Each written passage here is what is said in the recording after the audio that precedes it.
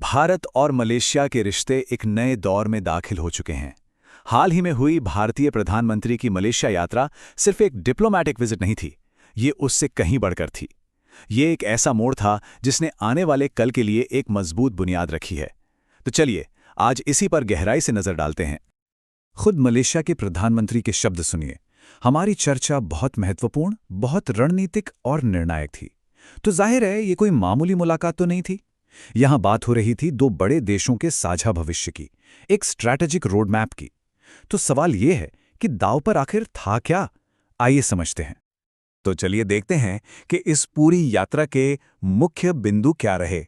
सबसे पहले बात करेंगे कि कैसे इस पार्टनरशिप को अपग्रेड किया गया। फिर देखेंगे आर्थिक और डिजिटल फ्रंटियर्स पर क्या हुआ। इसके बाद सिक्योरिटी और मैरीटाइम कोऑपरेशन पर नजर डालेंगे। फिर कल्चर और लोगों के जुड़ाव की बात होगी और आखिर में भविष्य के IMPACT विजन को समझेंगे। चलिए शुरू करते हैं पहले पॉइंट से। पार्टनरशिप का ये अपग्रेड, ये दोस्ती से आगे बढ़कर एक फॉर्मल स्ट्रेटेजिक अलायंस की तरफ एक बहुत बड़ा कदम था। तो ये जो विजिट थी ये यूं ही नहीं हुई। असल में इसकी नींव रखी गई थी अगस्त 2024 में, जब दोनों देशों ने अपने संबंधों को एक नया नाम दिया, व्यापक रणनीतिक साझेदारी या कॉम्प्रिहेंसिव स्ट्रेटेजिक पार्टनरशिप। अब ये सिर्फ भारी भरकम शब्द नहीं है, इसका सीधा सा मतलब है कि अब पॉलिटिक्स, इकोनॉमी, डिफेंस, हर बड़े सेक्टर में सहयोग को और मजबूत और गहरा किया जाएगा। और देखिए ये बातचीत कितनी कामयाब रही, इसका सबूत है ये नंबर 16। कुल 16 बड़े फैसले और समझौते हुए। और ये सिर्फ एक नंबर नहीं है। सोचिए, इसमें डिजिटल पेमेंट से लेकर सिक्योरिटी कॉपरेशन तक, मतलब हर अहम मुद्दे पर बात हुई और नतीजे निकले।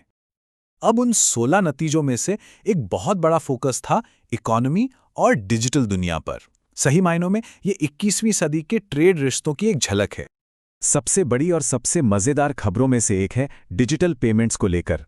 भारत के NPIL और मलेशिया के पेनेट के बीच एक बड़ा एग्रीमेंट हुआ है। अब इसका आम लोगों और बिजनेस के लिए क्या मतलब है? इसका मतलब है कि अब इंडिया से मलेशिया जाने वाले टूरिस्ट हों या व्यापारी, वो सब वहां UPI से आसानी से पेमेंट कर पाएंगे।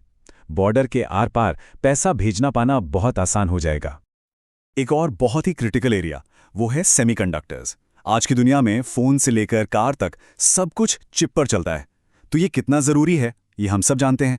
इसी को देखते हुए दोनों देशों ने मिलकर काम करने का फैसला किया है। मकसद, एक ऐसी ग्लोबल सप्लाई चेन बनाना जो किसी भी तरह के झटके या रुकावट को झेल सके। अच्छा, टेक्नोलॉजी के अलावा भी कई बड़े आर्थिक समझौतों पर बात हुई, जैसे कि एशियान इंडिया ट्रेड एग्रीमेंट को फिर से रिव्यू किया जाएगा। जो मौजूदा मलेशिया इंडिया इकोनॉमिक एग्रीमेंट है उसे और बेहतर बनाया जाएगा। और साथ ही रिन्यूएबल एनर्जी, ग्रीन हाइड्रोजन और फूड सिक्योरिटी जैसे बेहद जरूरी मुद्दों पर भी मिलकर काम करने का फैसला हुआ है। तो ये पार्टनरशिप सिर्फ पैसे और टेक्नोलॉजी की नहीं है, इसका एक बहुत अहम पहलू है सिक्योरिटी, खासकर इंडो पैसिफिक रीजन में डिफेंस और सुरक्षा। आतंकवाद के मुद्दे पर भारत का स्टैंड हमेशा से क्रिस्टल क्लियर रहा है। कोई दोहरा मापदंड नहीं, कोई समझौता नहीं, और इसी बात को एक बार फिर मजबूती से दोहराया गया। मैसेज साफ था, इस ग्लोबल खतरे के खिलाफ जीरो टॉलरेंस की नीति अपनानी होगी और दुनिया को मिलकर ठोस एक्शन लेना होगा।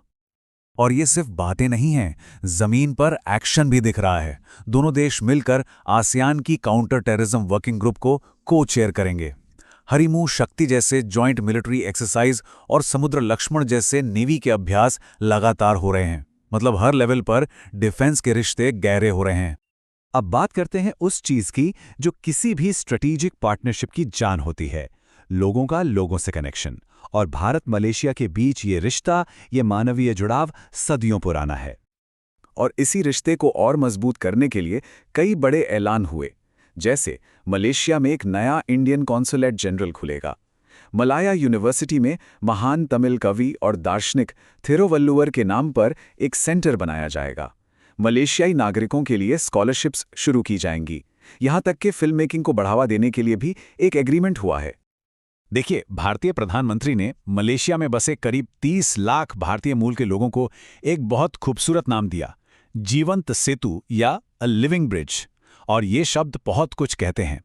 ये दिखाता है कि दोनों ही देश इस कम्युनिटी को अपने रिश्ते की एक बुनियादी ताकत मानते हैं। तो इस पूरी विजिट के सार को, इसके विजन को अगर एक शब्द में समेटना हो तो कैसे करेंगे? इसके लिए एक नया फ्रेमवर्क सामने रखा गया जिसका नाम है इम्पैक्ट। तो क्या है ये इम्पैक्ट? इसका फुल फॉर्म है India Malaysia partnership for advancing collective transformation, यानी भारत और मलेशिया की साझेदारी जो मिलकर एक सामूहिक बदलाव लाएगी।